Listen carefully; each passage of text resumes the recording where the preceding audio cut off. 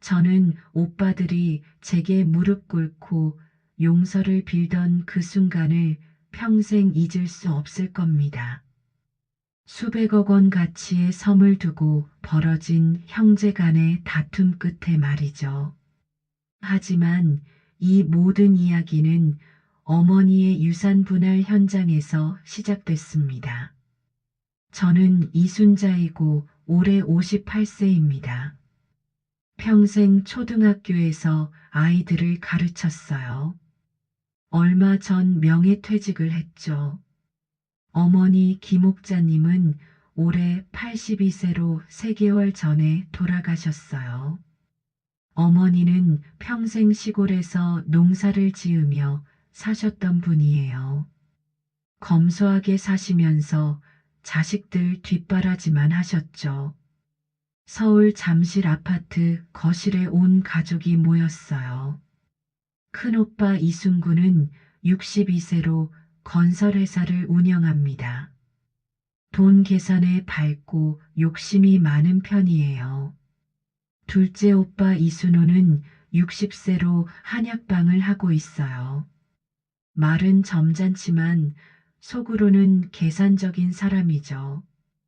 변호사 선생님이 정중하게 인사했어요. 오늘 어머님의 유언장을 공개하겠습니다. 봉인된 유언장을 열자 모든 사람이 긴장했어요. 첫째, 큰아들 순구에게는 경기도 광주시 토지 500평과 건물을 상속한다.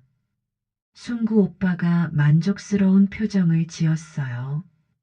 그 땅은 앞으로 개발될 예정이라 값이 오를 거였거든요. 둘째 아들 순호에게는 서울 종로구 상가 건물을 상속한다. 순호 오빠도 기뻐했어요. 그 건물은 월세만으로도 꽤 많은 돈이 나오는 곳이었어요. 셋째, 막내딸 순자에게는 전남 진도군 소재 작은 섬 하나를 상속한다. 순간 거실이 조용해졌어요. 그리고 곧 웃음소리가 터져 나왔죠. 섬이라고요? 순구 오빠가 어이없다는 듯 웃었어요. 어머니가 언제 섬을 사셨지? 순호 오빠도 의외라는 표정이었어요. 그래도 막내가 뭔가는 받았네. 섬 주인이라니까 나름 괜찮잖아. 큰 형수가 비웃으며 말했어요. 저는 정말 부끄러웠어요. 오빠들은 수십억 원어치 재산을 받는데 저는 이름도 모르는 작은 섬이라니요. 변호사 선생님이 추가로 설명했어요.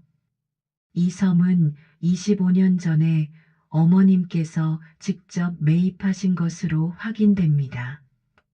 25년 전이요? 저는 깜짝 놀랐어요.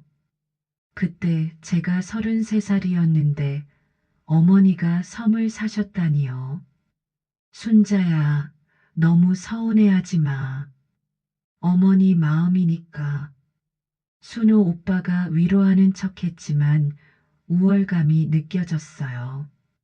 가족들이 하나둘 떠나고 저만 혼자 남았어요. 순자야, 바다나 구경하면서 마음이나 달래. 순구 오빠가 나가면서 어깨를 두드려줬어요. 하지만 그 말에 진심은 없었어요. 그날 밤 잠을 이루지 못했어요. 왜 어머니가 저에게만 이런 유산을 남기셨을까요? 30년 넘게 교직에 있으면서 성실하게 살아왔는데 이런 대우를 받다니요. 며칠 동안 섬 생각만 하며 지냈어요. 어머니 방을 정리하던 중 낡은 일기장을 발견했어요. 1998년 8월 15일자 일기였어요. 오늘 순자 딸과 함께 진도에 다녀왔다. 바다가 참 예쁘더라. 그날을 기억했어요. 어머니와 함께 진도 여행을 갔던 날이었죠. 손자가 바다를 보며 행복해하는 모습이 예뻤다. 이 아이에게는 바다가 필요한 것 같다. 어머니가 그런 생각을 하고 계셨다니 몰랐어요. 일기를 더 읽어보니 놀라운 내용이 나왔어요. 손자 몰래 작은 섬을 하나 샀다. 언젠가 이 아이가 힘들 때 위로가 되었으면 좋겠다. 어머니가 저를 위해 섬을 사셨다는 거였어요. 큰아들들은 욕심이 많다. 돈만 밝힌다. 하지만 손자는 순수하다.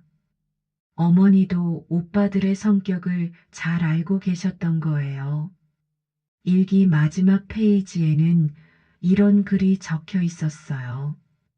손자야, 세상 사람들은 겉모습만 본다. 하지만 진짜 보물은 숨어 있는 법이란다. 그리고 섬의 정확한 위치가 그려진 간단한 지도도 있었어요. 저는 결심했어요. 어머니가 저를 위해 남겨주신 섬을 직접 가보겠다고요. 다음 날 바로 진도로 향했어요. 기차와 버스를 갈아타며 5시간 만에 도착했죠.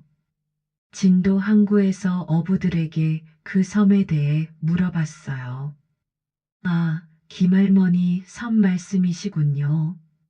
한 어부가 어머니를 기억하고 있었어요. 가끔 오셔서 혼자 섬을 돌아보곤 하셨어요. 혼자서요? 네. 다른 사람은 안 데리고 오셨어요. 어부의 말을 듣고 더욱 궁금해졌어요. 배를 빌려서 그 섬으로 향했어요. 지도를 보며 찾아가니 정말 작은 섬이 나타났어요. 섬에 내리자마자 마음이 차분해졌어요. 바다 바람이 시원하게 불어왔고 파도 소리가 평온했어요. 섬을 돌아보니 작은 오두막 하나가 있었어요. 어머니가 지으신 것 같았어요. 오두막 안에는 의자 하나와 작은 상자가 있었어요. 상자를 열어보니 어머니가 쓰신 편지가 들어 있었어요. 사랑하는 딸 순자야, 이 편지를 읽고 있다면 엄마는 이미 하늘나라에 가 있을 거다. 편지를 읽으며 눈물이 났어요. 이 섬은 내가 힘들 때 쉴 수 있는 곳이야. 하지만 그것만이 아니란다. 편지에는 더 놀라운 내용이 적혀 있었어요. 편지를 계속 읽어봤어요. 이 섬 주변에는 특별한 것이 있어. 할머니가 어릴 때부터 들어온 이야기란다. 어머니의 할머니, 즉, 제 증조 할머니 이야기였어요. 일제강점기 때 일본 사람들이 이 근처를 자주 왔다고 하더라. 뭔가를 찾으러 말이야. 하지만 광복이 되면서 그들이 떠났고 그 비밀은 그대로 남았지. 무슨 비밀인지 궁금했어요. 물이 따뜻하게 나오는 곳이 있다더라. 그리고 반짝이는 돌들도 많다고 했어. 온천과 광물 같은 게 있다는 뜻인 것 같았어요. 편지 마지막에는 이런 당부가 적혀 있었어요. 욕심 많은 사람들한테는 절대 말하지 마라. 자연을 망칠 거야. 어머니가 오빠들을 염두에 두고 하신 말씀 같았어요. 편지와 함께 낡은 지도도 있었어요. 섬 곳곳에 표시가 되어 있었죠. 지도를 들고 섬을 자세히 돌아봤어요. 표시된 곳 중 하나에 가보니 정말 따뜻한 물이 나오고 있었어요. 온천이네. 혼자 소리쳤어요. 바닷가인데 따뜻한 물이 나오다니 신기했어요. 다른 곳에 가보니 반짝이는 돌들이 있었어요. 예쁜 색깔의 돌들이었죠. 어머니 말씀이 맞았어요. 정말 특별한 것들이 있었던 거예요. 하지만 이런 것들이 얼마나 가치가 있는 건지는 모르겠어요. 그날 저녁 오두막에서 하룻밤을 보냈어요. 오랜만에 마음이 편안했어요.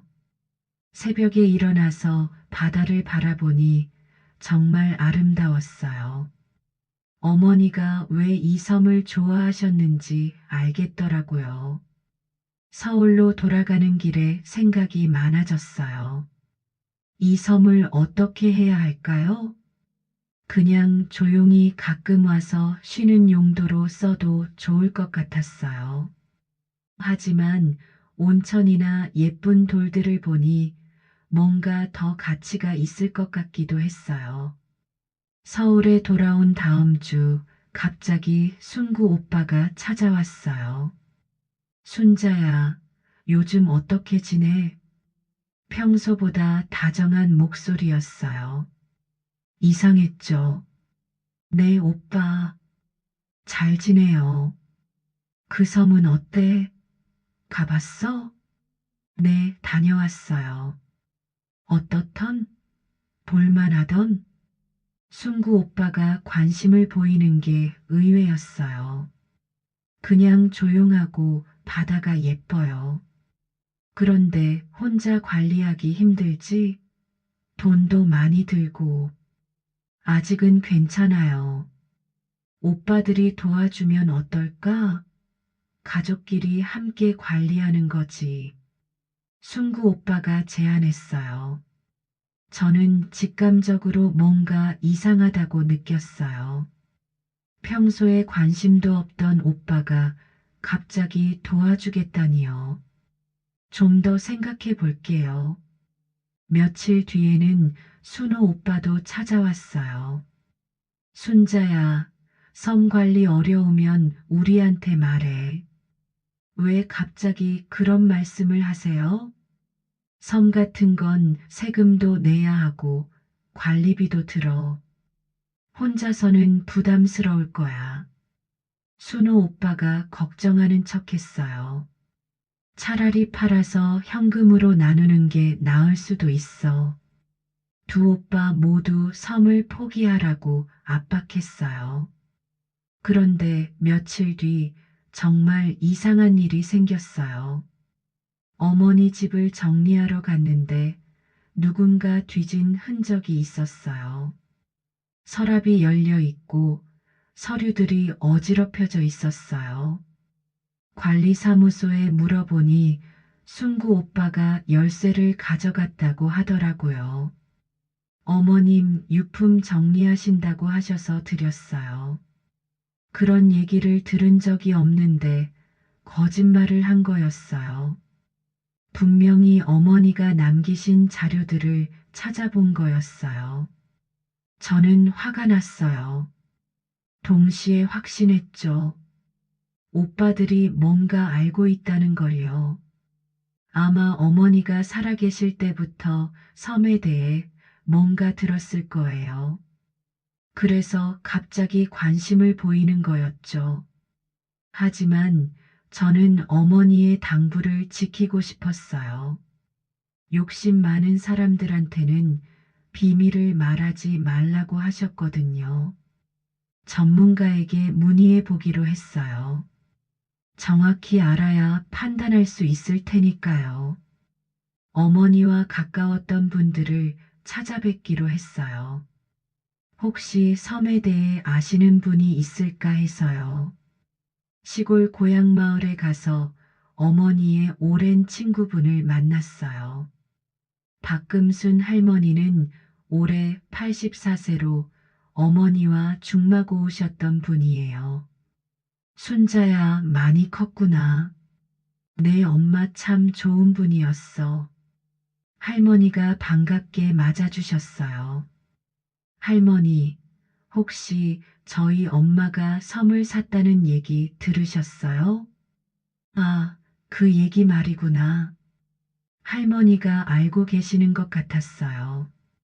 내 엄마가 그 섬에 대해 자주 얘기했지. 어떤 얘기요? 일제강점기 때 일본 놈들이 그 근처에서 뭔가 캤다더라. 할머니가 옛날 이야기를 해주셨어요.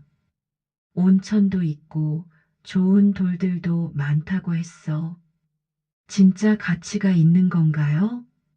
글쎄, 요즘 그런 걸 좋아하는 사람들이 많잖아. 온천 여행이니 뭐니 해서 할머니 말씀을 듣고 희망이 생겼어요. 그런데 조심해야 할 사람들이 있어. 누구요? 내 오빠들 말이야. 그 사람들은 돈만 밝혀.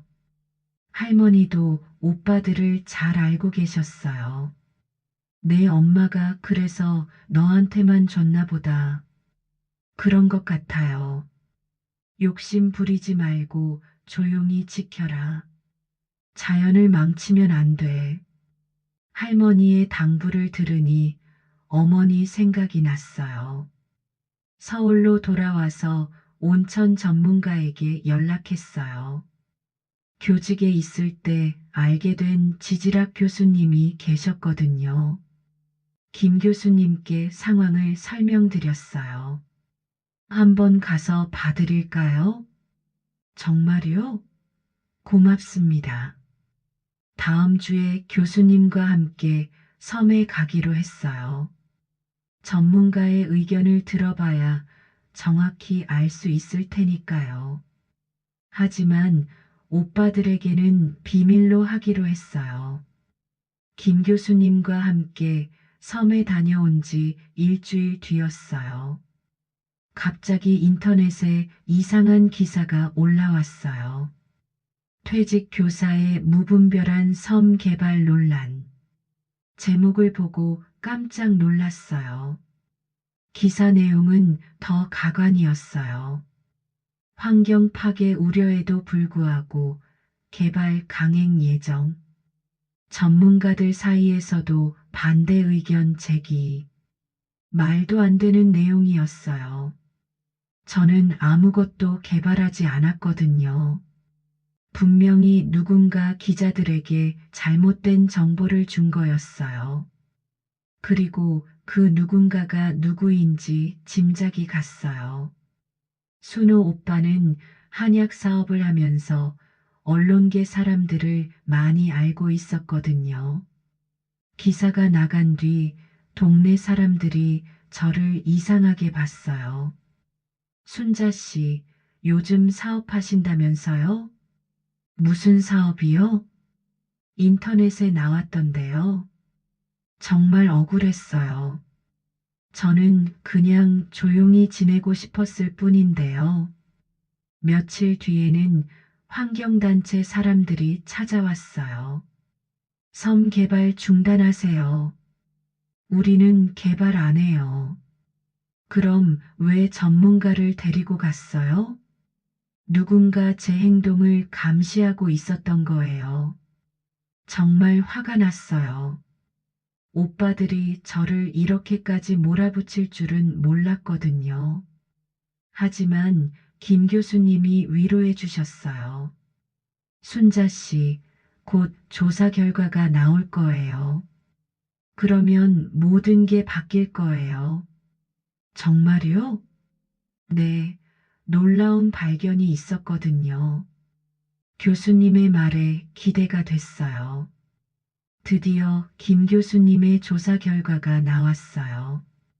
순자 씨, 정말 대단한 발견이에요. 교수님이 흥분한 표정으로 말씀하셨어요.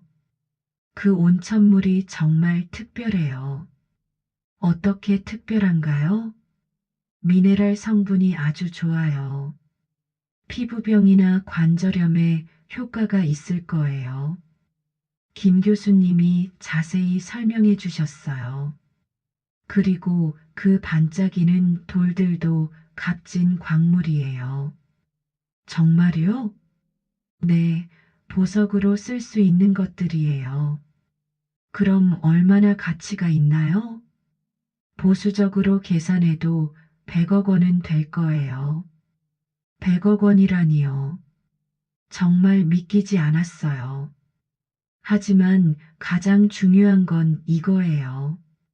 교수님이 또 다른 자료를 보여주셨어요. 이런 자연 온천은 정말 드물어요. 관광지로 개발하면 엄청난 가치가 있을 거예요. 관광지요? 네, 요즘 온천 관광이 인기잖아요. 특히 어르신들한테. 그 말을 듣고 아이디어가 떠올랐어요.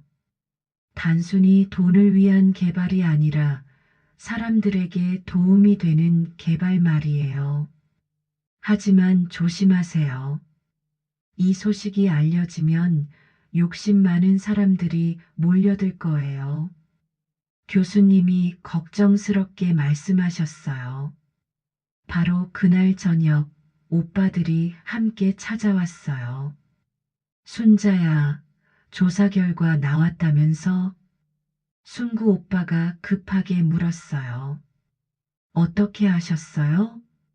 소문이 빨라. 그래서 어떻게 나왔는데? 그냥 평범한 온천이에요.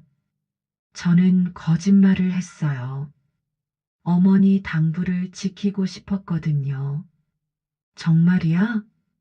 순우 오빠가 의심스럽게 물었어요. 네, 별거 아니에요. 하지만 며칠 뒤 진실이 알려졌어요. 언론에서 대대적으로 보도한 거예요. 진도 앞바다에서 100억 원 가치 온천 발견. 희귀 광물까지 발견돼. 기사를 본 오빠들이 버럭 화를 내며 찾아왔어요. 순자야, 왜 거짓말했어? 우리도 가족인데 왜 숨겼어? 하지만 저는 이미 마음을 정했어요. 언론 보도가 나간 뒤 정말 많은 사람들이 찾아왔어요. 큰 기업에서 투자하겠다는 사람들, 정부에서 나온 공무원들까지 말이에요. 하지만 저는 다른 계획이 있었어요. 기자회견을 열어서 제 생각을 발표했어요. 이 섬은 단순히 돈을 위한 개발을 하지 않겠습니다. 많은 기자들 앞에서 말했어요. 어머니가 25년간 지켜온 이곳을 어르신들을 위한 힐링 공간으로 만들겠습니다. 제가 계획한 것은 이랬어요. 온천을 이용한 요양원을 짓고 어르신들이 저렴하게 이용할 수 있게 하는 거였어요. 특히 혼자 사시는 어르신들이 함께 모여서 건강을 돌보는 공간으로 만들겠습니다. 기자들이 박수를 쳤어요. 수익이 나면 지역 어민들과 함께 나누겠습니다. 오빠들은 충격을 받은 표정이었어요. 순자야, 미쳤어? 100억을 포기한다고? 순구 오빠가 소리쳤어요. 돈이 전부가 아니에요. 그래도 가족인데 우리 목도 있잖아. 순호 오빠도 억울해했어요. 법적으로는 제 것이에요. 어머니가 저에게 주신 거니까. 하지만 저는 마음을 바꾸지 않았어요. 1년 뒤 정말로 어르신 요양원이 문을 열었어요. 온천을 이용한 치료실도 만들고 함께 운동할 수 있는 공간도 만들었어요. 박금순 할머니가 첫 번째 손님이 되어 주셨어요. 순자야, 내 엄마가 정말 자랑스러워 할 거야. 할머니, 고마워요.